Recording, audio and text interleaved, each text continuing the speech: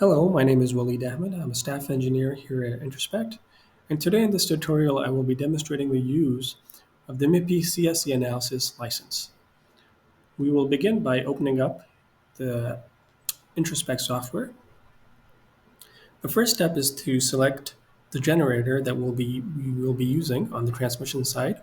In this case, we will be using the SV5 generator, and the D5 protocol is going to be used in this test, so that's why we're using this particular form factor. And we will create a new test. So I will make the screen a little bit bigger so that it's easy to see. And in the main screen, this is the default screen that shows up here. Our goal in this test is to send a CSI image pattern. So we will be sending this from the generator, and we will enable the CSE settings, security settings. So the only change that needs to be made is um, to enable the TX parameters. As soon as you do that, you will see a TX params component that shows up over here.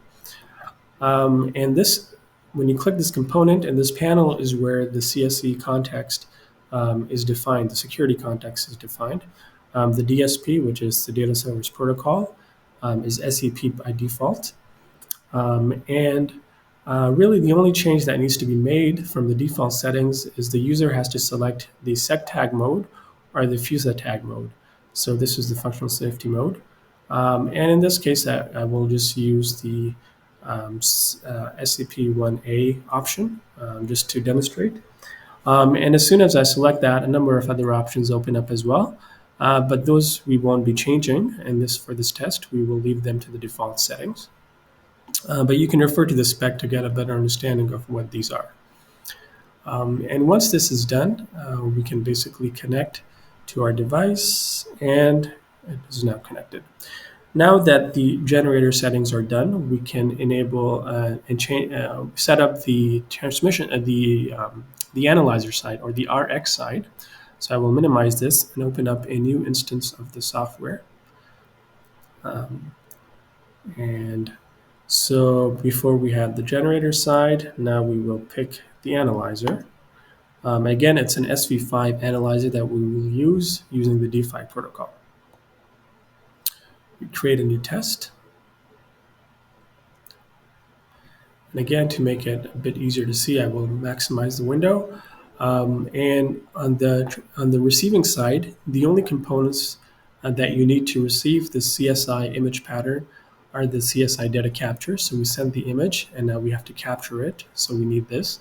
And we also enabled CSE, so we need the CSE RX parameters. Recall that on the other side, we had the TX parameters, and in this case, we have the RX parameters. So again, the only change that needs to be made here is either the sec tag mode or the FUSA tag mode, which was changed on the TX side. So we will make sure that it's matching what we selected, which is 1A. And again, the rest of the settings don't need to be changed. Now, that's for the RX side. There are a small number of changes also to be made on the data capture settings. So first, again, you have to enable the CSE processing. So by default, it's false. We set that to true. And also on the virtual channel list, the CSE parameters have to be selected. So if there are more than one virtual channels, you can add over here. But for now, we just have one virtual channel, and we need to enable the CSE settings for that virtual channel. And the last thing that needs to be changed is a trigger condition. So this data type, once we have CSE enabled, the packets are going to be wrapped as SEP packets. And so you won't be able to see the frame start data type. So this needs to be changed to any burst as the trigger condition. And then the post trigger type also needs to be updated to be the number of bursts. And by default, we transmit the Introspect logo. And for that image, about 500 bursts are sufficient to capture the image. So that is all that needs to be changed. I will now go back to the generator side and send the image. So we can go here and send the image.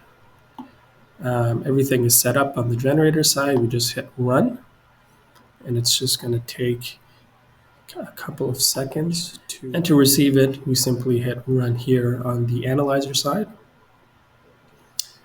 So it's going to capture the image, process the data packets,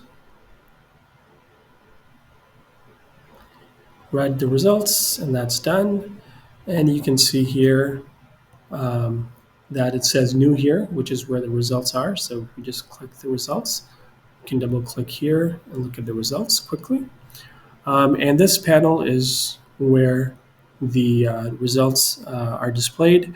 We can have all the information about the packets. So we're interested in looking at the CSI packets. And so I'm just going to take a quick look and point you to some of the interesting things here. So in the notes, it says CSE successful validation, which indicates that the receiving packets were validated, that they had CSE protection. We have the data type here, which is SEP, as I mentioned. That's what we had enabled on the transmission side. And now, if you want to see the original of the embedded data type, that information is still available. You just have to go into the CSE info option. And then you can see here the EDT, the embedded data type, was a frame start. So the first packet had frame start.